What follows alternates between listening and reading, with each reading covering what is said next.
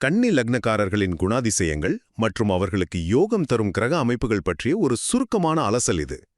ஜோதிட சாஸ்திரத்துல ரொம்பவே தனிச்சிறப்பு வாய்ந்த இந்த கன்னி லக்னத்துல பிறந்தவங்களோட ரகசியங்களையும் அவங்க வாழ்க்கையில எந்தெந்த கிரகங்கள் நன்மையோ தீமையோ செய்யும் அப்படிங்கிறதையும் நாம ரொம்ப ஈஸியா பார்க்க போறோம். முதலில் இவங்களோட குணங்கள் எப்படி இருக்குன்னு பாப்போமா?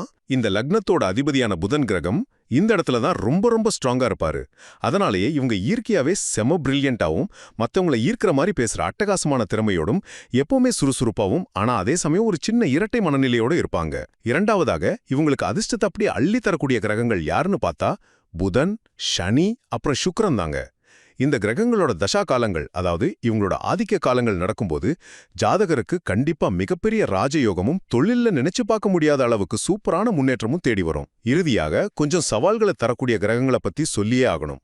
செவ்வாய் அப்புறம் குரு ஆகிய ரெண்டுமே இந்த லக்னத்துக்கு கொஞ்சம் சுமாரான பலன்களை தான் கொடுக்கும். கன்னி செவ்வாய் கடலையும் வற்றச் செய்யும் ஒரு பழமொழியே இருக்கு தெரியுமா?